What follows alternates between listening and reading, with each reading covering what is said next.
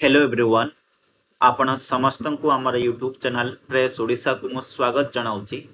आज वीडियो रे आमे पढ़िबा अष्टम श्रेणी साहित्य बहिर शेष अध्याय दशम अध्याय भरतंक चित्रकूट यात्रा। ए पाठटी डिटेल्स रे पढ़िबा समस्ते वीडियोटी को शेष पर्यंत देखिबे। ठीक अछि एवं जो माने आम चैनल रे नुआ अछंती वर्तमान पर्यंत व्हाट्सएप ग्रुप रे जॉइन होई नाहंती समस्त की रिक्वेस्ट रे बस समस्ते व्हाट्सएप ग्रुप रे जॉइन हो जिवे।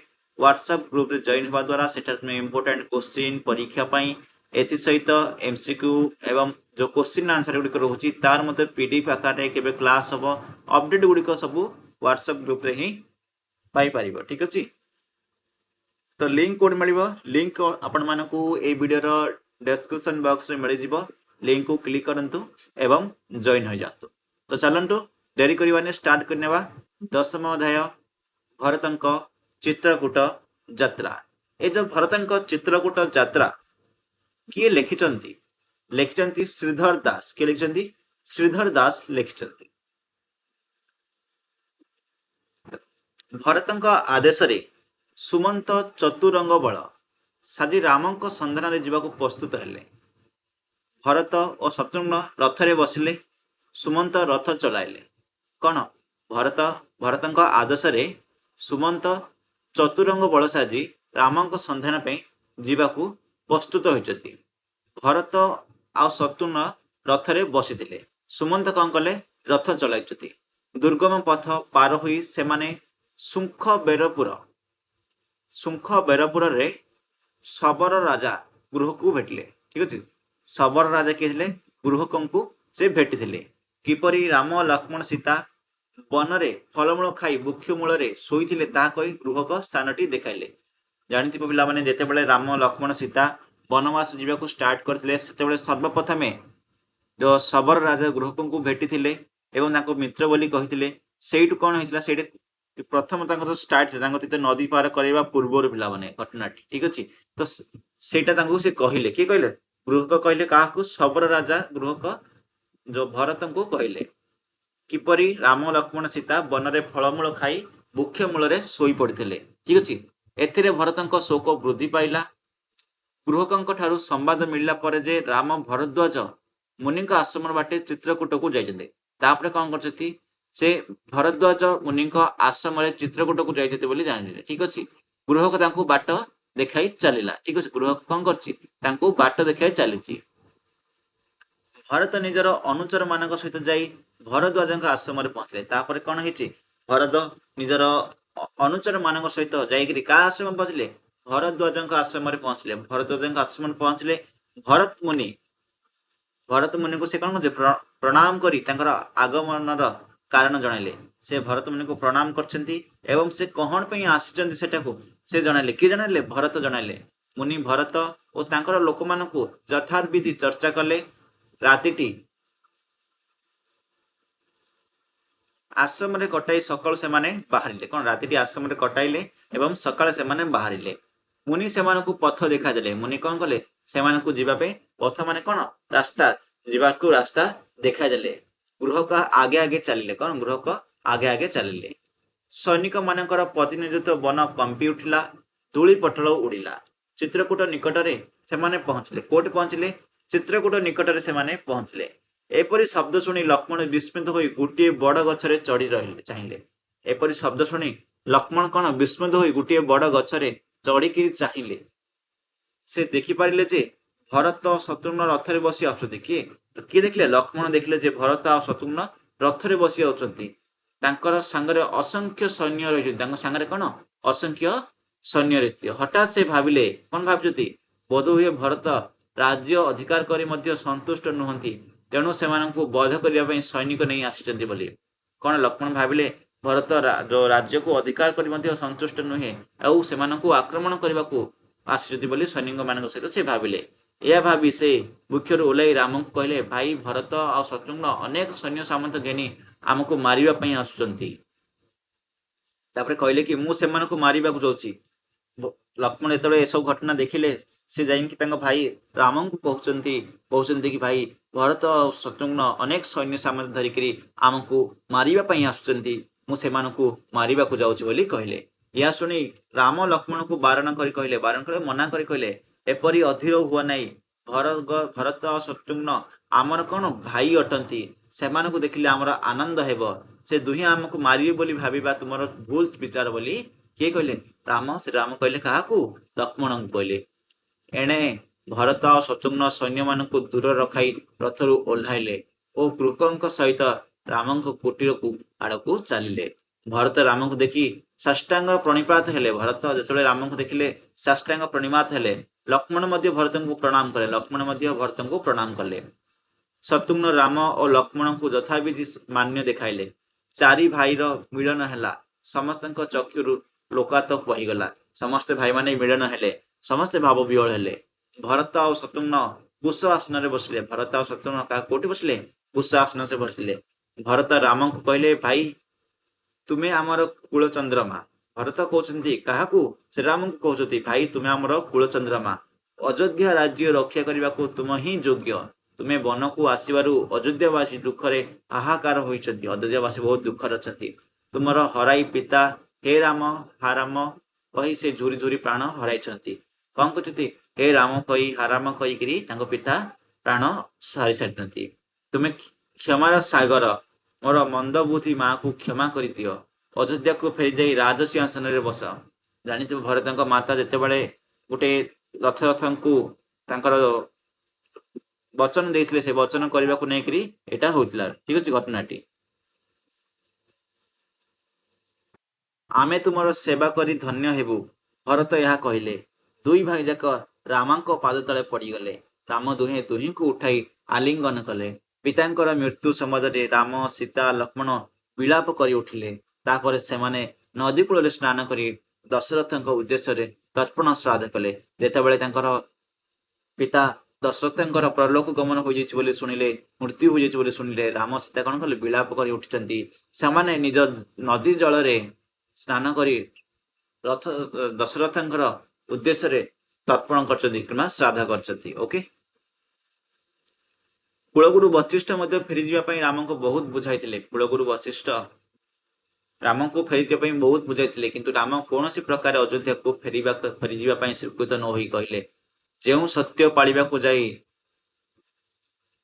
ଆମର ପିତା ଜୀବନ ହାରିଲେ, ମୁଁ କିପରି ସେହି ସତ୍ୟକୁ ଲଙ୍ଘନ କରିବି? ତାଙ୍କର ଶେଷ ଆଦେଶ ପାଳିତ ନହେଲେ ସେ ସ୍ୱର୍ଗରେ ସୁଦ୍ଧା ଶାନ୍ତି ପାଇବେ ନାହିଁ। ଠିକ ଅଛି। ମୁଁ ତାଙ୍କର ସତ୍ୟ ରକ୍ଷା କରିବା ପାଇଁ 14 ବର୍ଷ ବନବାସ କରିବା ପରେ ଅଯୋଧ୍ୟାକୁ ଫେରିଯିବି। ଭରତ ଥାଉ ଥାଉ ରାଜ୍ୟ ଶାସନରେ ବାଧା ପାଇବ ନାହିଁ। ଭରତ ସିଂହାସନରେ ବସି ରାଜକର୍ମ ପାଳନ କରୁ। ସେ କହିଲେ କି ବାପା ଯେପରି ସତ୍ୟ ପାଳନ କରିଥିଲେ, ମୁଁ ତାଙ୍କର ବଚନକୁ କିପରି ନ ମାନିବି? 14 ବର୍ଷ ବନବାସ କରିବା ପରେ ମୁଁ ଅଯୋଧ୍ୟାକୁ ଫେରିଯିବି। ବର୍ତ୍ତମାନ ରାଜ୍ୟ ଶାସନ ବାଧା ପାଇବ ନାହିଁ, କାରଣ ଭରତ ଅଛି। ଭରତ ରାଜ ସିଂହାସନରେ ବସି ରାଜକାମ ପାଳନ କରୁ ବୋଲି କହିଲେ। ଏହା ଶୁଣି ଭରତ ରାମଙ୍କୁ କହିଲେ ସିଂହାସନରେ ତୁମେ ବସିବା କଥା, ତାହା ପାଇଁ ତୁମେ ହିଁ ଉପଯୁକ୍ତ। ସେଥିରେ ମୋ ପରି ଅଧମ ବସି ତାକୁ କଳଙ୍କିତ ନ କରିପାରେ। ତେଣୁ ମୋର ଅନୁରୋଧ ରକ୍ଷା କର। ତୁମେ ଅଯୋଧ୍ୟାର ସିଂହାସନକୁ ମଣ୍ଡନ କର। ସେ କହୁଛନ୍ତି କି ସେଇଟା ତୁମେ ହିଁ ବସିବା କଥା, ମୋ ପରି ଅଧମ ତାକୁ କଳଙ୍କିତ କରିବନି। ତେଣୁକରି ତୁମକୁ ଅନୁରୋଧ କରୁଛି, ତୁମେ ଅନୁରୋଧକୁ ରକ୍ଷା କରି ଅଯୋଧ୍ୟାର ସିଂହାସନରେ ବସ ବୋଲି କହୁଛନ୍ତି। ଭରତ ଶ୍ରୀରାମଙ୍କୁ କହୁଛନ୍ତି। ରାମ ଯେତେ ବୁଝାଇଲେ ସୁଦ୍ଧା ଭରତ ରାଜ ସିଂହାସନରେ ବସିବାକୁ ରାଜି ହେଲେ ନାହିଁ। ତେଣୁ ରାମ କହିଲେ ତାହେଲେ ତୁମେ ମୋର ପ୍ରତିନିଧି ରୂପେ ରାଜ୍ୟର ଶାସନ କର। ଠିକ ଅଛି। ତାହେଲେ କେତେ ବୁଝାଇଲେ ରାମ ଭରତଙ୍କୁ, ତଥାପି ଭରତ ବୁଝିଲେ ନାହିଁ। ତାପରେ କହିଲେ ତୁମେ ମୋର ପ୍ରତିନିଧି ଭଳି ତୁମେ ରାଜ୍ୟକୁ ଶାସନ କର ବୋଲି କହିଲେ। ଭରତ ଅତି ଦୁଃଖରେ ଏହି ପ୍ରସ୍ତାବରେ ସ୍ୱୀକୃତ ହେଲେ। ଶ୍ରୀରାମଙ୍କର ପାଦୁକା ଦୁଇଟି ନେଇ ରାଜନୀତି ବିଷୟରେ ଅନେକ ଉପଦେଶ ଗ୍ରହଣ କଲେ। ଭାଇଙ୍କର ଆଦେଶ ମାନି ତାଙ୍କର ପାଦୁକା ଦୁଇଟିକୁ ମୁଣ୍ଡରେ ଧରି ଶତ୍ରୁଘ୍ନ ମନ୍ତ୍ରୀଗଣ ଓ ସୈନ୍ୟମାନଙ୍କ ସହିତ ଅଯୋଧ୍ୟାକୁ ଫେରି ଆସିଲେ। ଅଯୋଧ୍ୟାବାସୀ ରାମ ଲକ୍ଷ୍ମଣ ସୀତା ଫେରି ନ ଆସିବା ଦେଖି ଅତ୍ୟନ୍ତ ନିରାଶ ହେଲେ। ଭରତ ସେମାନଙ୍କୁ ସମସ୍ତ ଘଟଣା ଜଣାଇ ଆଶ୍ୱାସନ ଦେଲେ। ଭରତ ସେଦିନ ଠାରୁ ସମସ୍ତ ରାଜସୁଖ ତ୍ୟାଗ କରି ରାମଙ୍କ ଭଳି ତପସ୍ୱୀ ଜୀବନ ଯାପନ କରିବାକୁ ଲାଗିଲେ। ସେ ମସ୍ତକରେ ଜଟା ଧାରଣ କଲେ, ବକଳ ପିନ୍ଧିଲେ, ଫଳମୂଳ ଖାଇ ରହିଲେ। ପାଦୁକା ଦୁଇଟିକୁ ସିଂହାସନରେ ରଖି ରାମଙ୍କର ପ୍ରତିନିଧିତ୍ୱ ରୂପେ ରାଜ୍ୟ ଶାସନ ସେ କରିଥିଲେ। ଏଥିପୂର୍ବରୁ କେହି କେହି ସନ୍ଦେହ କରିଥିଲେ ଯେ ଭରତ ରାଜ୍ୟ ଲୋଭରେ ମାଙ୍କ ଦ୍ୱାରା ରାମଙ୍କୁ ବନବାସ ପଠାଇଛନ୍ତି, କିନ୍ତୁ ଏବେ ଭରତଙ୍କ ଆଚରଣ ଦେଖି ସେମାନଙ୍କର ସେଇ ଭୁଲ ଧାରଣା ଦୂର ହୋଇଗଲା। ସେମାନେ ଭରତଙ୍କର ମହାନତା ଓ ଭାତୃଭାବକୁ ମୁଗ୍ଧ ହୋଇଗଲେ। ଭରତ ରାଜପୁରୀର ସୁଖ ତ୍ୟାଗ କରି ନଗର ବାହାରେ ନନ୍ଦୀଗ୍ରାମ ନାମକ ଗୋଟିଏ ସ୍ଥାନରେ ବାସ କରିଥିଲେ। ଠିକ ଅଛି, ଭରତ କୋଉଠି ବାସ କଲେ? ରାଜସୁଖ ତ୍ୟାଗ କରି ନନ୍ଦୀଗ୍ରାମ ନାମକ ଗୋଟିଏ ସ୍ଥାନ ଥିଲା, ସେଇ ନନ୍ଦୀଗ୍ରାମ ନାମକ ସ୍ଥାନରେ ଭରତ ବାସ କରିଥିଲେ। ପିଲାମାନେ ଏଇ ଥିଲା ବିଷୟବସ୍ତୁ। ଘଟଣାଟି ସେଇଠୁ ଆରମ୍ଭ ହୋଇଛି ଯେତେବେଳେ ରାମଚନ୍ଦ୍ର ପିତା ଦଶରଥଙ୍କର ବଚନକୁ ପାଳନ କରି 14 ବର୍ଷ ବନବାସକୁ ଯାଇଛନ୍ତି। ସେ ବନବାସ ଯିବା ସମୟରେ ପ୍ରଥମେ ତାଙ୍କ ମିତ୍ର ଯୋଉ ଅଛି ତାଙ୍କୁ ଭେଟିଥିଲେ, ରାସ୍ତାରେ ଭେଟିଥିଲେ। ସିଏ ତାଙ୍କୁ ନଦୀ ପାର କରିଥିଲେ, ତମେ ସମସ୍ତେ ଜାଣିଥିବ। ପ୍ରଥମେ କଣ? ଗୃହକ। ପ୍ରଥମେ ଯୋଉ ଆସିଲେ କଣ ନା, ତାଙ୍କ ନାମ କଣ? ଗୃହକ। ପିଲାମାନେ ଠିକ ଅଛି, ତାଙ୍କୁ ଭେଟିଥିଲେ କିଏ? ରାମଚନ୍ଦ୍ର। ତାପରେ ଶବର ରାଜା ଯୋଉ ଗୃହକ ଥିଲେ ତାଙ୍କୁ ଭେଟିଥିଲେ, ତାପରେ ସେ ଆଗକୁ ପ୍ରସ୍ଥାନ କରିଥିଲେ। ଠିକ ଅଛି, ଦେନ୍ ସେଇ ସମୟରେ କଣ ହେଇଛି, ଯେତେବେଳେ ଭରତ ଜାଣିବାକୁ ପାଉଛନ୍ତି ଏପରି ସବୁ ଘଟଣା ଘଟିଛି, ସେ କଣ କହୁଛନ୍ତି, ସେ ଯାଉଛନ୍ତି ରାମଙ୍କୁ ଫେରେଇ ଆଣିବା ପାଇଁ। ରାମଙ୍କୁ ଫେରେଇ ଆଣିବା ପାଇଁ ଯାଉଛନ୍ତି। ପ୍ରଥମେ ସେ ଶବର ରାଜାଙ୍କୁ ମିଶୁଛନ୍ତି। ଶବର ରାଜା ତାଙ୍କୁ କୋଉ ବାଟ ଦେଖଉଛି, ତାଙ୍କ ସହିତ ଯାଉଛି। ଠିକ ଅଛି, ତାପରେ ସେ ଗୋଟେ ମୁନିଙ୍କ ପାଖକୁ ଯାଉଛନ୍ତି। ସେ ମୁନିଙ୍କୁ ପଚାରୁଛନ୍ତି ରାମଚନ୍ଦ୍ର କୋଉଠି ଥିଲେ, କେମିତି ଯାଇଛନ୍ତି, ସବୁ ପଚାରୁଛନ୍ତି, ତଥ୍ୟକୁ କଲେକ୍ଟ କରୁଛନ୍ତି। ତାପରେ ସେ ରାମଚନ୍ଦ୍ରଙ୍କ ପାଖକୁ ମିଶୁଛନ୍ତି। କିନ୍ତୁ ଯେତେବେଳେ ଯାଉଥିଲେ ସେତେବେଳେ ଲକ୍ଷ୍ମଣ କଣ କରୁଛନ୍ତି, ଦେଖୁଛନ୍ତି ଯେ ଭରତ ଆଉ ଶତ୍ରୁଘ୍ନ ତାଙ୍କ ଭାଇ ସୈନ୍ୟ ସାମନ୍ତ ମାନଙ୍କ ସହିତ ଆସୁଛନ୍ତି। ସେ ଭାବୁଛନ୍ତି ରାଜଲୋଭରେ ରାଜକୁ ଅଧିକାର କରିବା ପରେ ଆମକୁ ମଧ୍ୟ ମାରିବା ପାଇଁ, ପରାସ୍ତ କରିବା ପାଇଁ ସେ ସୈନ୍ୟମାନଙ୍କ ସହିତ ଆସୁଛି ବୋଲି। ତେଣୁକରି ସେ ଯାଇକି ତାଙ୍କ ରାମଚନ୍ଦ୍ର ତାଙ୍କ ଭ୍ରାତାଙ୍କୁ କହୁଛନ୍ତି, କିନ୍ତୁ ରାମଚନ୍ଦ୍ର କହୁଛନ୍ତି ସିଏ ଆମର ଭାଇ ଏପରି କେବେ କରିବ ନାହିଁ ବୋଲି କହୁଛନ୍ତି। ସେ ଉଦ୍ଦେଶ୍ୟକୁ ଠିକ ଭାବରେ ଜାଣିନାହାନ୍ତି। ଏପରି ଭାବେ ସେ ତାଙ୍କୁ ଲକ୍ଷ୍ମଣଙ୍କୁ ବୁଝାଉଛନ୍ତି। ତାପରେ ଆସି ପ୍ରଣାମ କରୁଛନ୍ତି ଭରତ ରାମଚନ୍ଦ୍ରଙ୍କୁ, ଏବଂ ଲକ୍ଷ୍ମଣ ମଧ୍ୟ ପ୍ରଣାମ କରୁଛନ୍ତି ଭରତଙ୍କୁ। ଏହିପରି ଭାବରେ ହୋଇଛି। ସେ ଫେରି ଯିବାକୁ କହୁଛନ୍ତି ରାଜ୍ୟସଭାକୁ, ରାଜ୍ୟକୁ, କିନ୍ତୁ ରାମଚନ୍ଦ୍ର କହିଛନ୍ତି ଯେତେବେଳେ ବାପା ବଚନ ପାଇଁ ଯଦି ତାଙ୍କେ ତ୍ୟାଗ କଲେ ନାହିଁ, ତାହେଲେ ମୁଁ ବି ତାଙ୍କର ବଚନକୁ ତ୍ୟାଗ କରିବି ନାହିଁ। କାରଣ ସେ ବର୍ତ୍ତମାନ ପରଲୋକରେ ଅଛନ୍ତି, ଏବଂ ତାଙ୍କର ବଚନ ଯଦି ଆମେ ବଚନ ନ ପୂରଣ କରିବି ତାହେଲେ ସେ ଶାନ୍ତି ପାଇବେ ନାହିଁ। ଠିକ ଅଛି, ଆଉ ଏ ଖବର ମଧ୍ୟ ଶୁଣି ରାମ ବହୁତ ବିଳାପ କରିଛନ୍ତି ଏବଂ ନଦୀରେ ସ୍ନାନ କରିକିରି ସେ କଣ ଶ୍ରାଦ୍ଧ କରିଛନ୍ତି। ଠିକ ଅଛି, ତାପରେ ଗୋଟେ ବହୁତ ବୁଝେଇବା ସତ୍ତ୍ୱେ ମଧ୍ୟ ଭରତ ବୁଝୁନାହାନ୍ତି। ନ ବୁଝିବା ଯୋଗୁ ଶେଷରେ ରାମଚନ୍ଦ୍ର ପରାମର୍ଶ ଦଉଛନ୍ତି, ମୋର ସହଯୋଗୀ ଭାବେ, ଅନୁଗାମୀ ଭାବେ ତମେ ରାଜ୍ୟରେ ରାଜ ଶାସନ କର। ତାହେଲେ ସ୍ୱୀକୃତି ହେଲେ ଭରତ, ରାଜ୍ୟକୁ ଫେରି ଆସିଲେ। ଲୋକମାନେ ଅପେକ୍ଷା ଥିଲେ, ସେମାନଙ୍କୁ ବୁଝାଇଲେ, ତାପରେ ରାଜଭାର ଗ୍ରହଣ କଲେ। କିନ୍ତୁ ରାଜସିଂହାସନରେ ବସିଲେ ନାହିଁ। ଗୋଟିଏ ସନ୍ନ୍ୟାସୀ ଆକାରରେ ସିଏ ନନ୍ଦୀଗ୍ରାମ ଠାରେ ରହିଲେ। ବୁଝିଲ, ଏଥିଲା କାହାଣୀଟି। ନାଁରୁ ହିଁ ତମେ ଜାଣିପାରୁଥିବ ପିଲାମାନେ, ଚିତ୍ରକୂଟରେ ଭରତଙ୍କର ଚିତ୍ରକୂଟ ଯାତ୍ରା। ଭରତଙ୍କ ଚିତ୍ରକୂଟ ଯାତ୍ରାରେ ଯୋଉ କାହାଣୀ ଥିଲା ଏଠି କୁହାଯାଇଛି ପିଲାମାନେ। ଆଶା କରୁଛି ତୁମମାନେ ବୁଝିପାରୁଥିବ। କବି ପରିଚୟ ଶ୍ରୀଧର ଦାସ ତାକୁ ଲେଖିଥିଲେ। ଅଧ୍ୟାପକ ଶ୍ରୀଧର ଦାସ ପୁରୀ ଜିଲ୍ଲା ଅନ୍ତର୍ଗତ କାକଟପୁର ଅଞ୍ଚଳରେ ନାଉସିରା ଗ୍ରାମରେ 1901 ମସିହାରେ ଅକ୍ଟୋବର ମାସ 4 ତାରିଖରେ ଜନ୍ମଗ୍ରହଣ କରିଥିଲେ। ତାଙ୍କର ପିତାଙ୍କ ନାମ ହଉଛି ଶ୍ୟାମଚରଣ ଦାସ ଓ ମାତାଙ୍କ ନାମ ଥିଲା ଶ୍ରଦ୍ଧାମଣି ଦେବୀ। ତାଙ୍କର ସାରସ୍ୱତ କୃତି ହଉଛି ଅତ୍ୟନ୍ତ ବିଚିତ୍ର ବର୍ଣ୍ଣନା। ସେ ଏକାଧାରରେ ଜଣେ ବ୍ୟାଖ୍ୟାତବିତ୍, ଅନୁବାଦକ, ଜୀବନ ଓ ଆତ୍ମଜୀବନୀ ଲେଖକ, ଶିଶୁ ସାହିତ୍ୟକ, ସମ୍ପାଦକ ରୂପେ ବେଶ ଆଦୃତ। ସ୍ରଷ୍ଟାଙ୍କ ସୃଷ୍ଟିମାନଙ୍କ ମଧ୍ୟରୁ ସର୍ବସାର ବ୍ୟାକରଣ, ସରଳ ସଂସ୍କୃତ ବ୍ୟାକରଣ, କଥା ସୁମନ, ଆମ ଦେଶର ଇତିହାସ ଗଳ୍ପ, ବୃକ୍ଷ ଜଗତ, ଇସବ କାହାଣୀ, ରାମାୟଣ କାହାଣୀ, ମହାଭାରତ କାହାଣୀ ଇତ୍ୟାଦି ଉଲ୍ଲେଖଯୋଗ୍ୟ। ଭରତଙ୍କ ଚିତ୍ରକୂଟ ଯାତ୍ରା ପ୍ରସଙ୍ଗଟି ଲେଖକ ରାମାୟଣ କାହାଣୀ ପୁସ୍ତକରୁ ଆନିତ ହୋଇଛି। ଏହି କାହାଣୀଟି ରାମାୟଣ ଯୁଗର ଭାଇର ଭାଇ ପ୍ରତି କିପରି ସ୍ନେହ, ସହାନୁଭୂତି କିପରି ଅଛି, ସଚିଦାକନ ଅଛି, ତାହା ଏଥିରେ ସ୍ପଷ୍ଟ ଭାବରେ ପ୍ରତିଫଳିତ ହେଉଛି।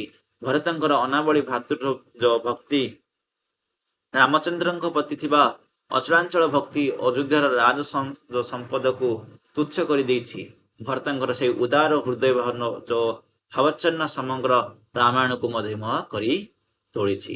ଠିକ ଅଛି, आशा करुच्ची तुमने बुझीपार क्वेश्चन आंसर गुड़िक पाठ्य पुस्तक अंतर्गत पाठ्य अंतर्गत क्वेश्चन आंसर गुड़िक आम करवा ठीक अच्छे किंतु नेक्स्ट पार्ट रे करवा आर पीडीएफ मु सेंड कर देबी जो क्वेश्चन आंसर रही कोट पाइबे पिला माने हमर व्हाट्सएप ग्रुप अछि व्हाट्सएप ग्रुप रे पाइबो 8th क्लास फेड सोर्स रो व्हाट्सएप ग्रुप रे जॉइन कर लिंक आपन मिल जिवो एई वीडियो रो डिस्क्रिप्शन बॉक्स ठीक अछि तो चलंतु आज रे वीडियो टी रखिबा पुनी मिसिबा आउटे वीडियो रे आउटे टॉपिक ने जदी वीडियो टी भल लागतै वीडियो को लाइक करंतु शेयर करंतु सब्सक्राइब करबा को केही भी भूलिबे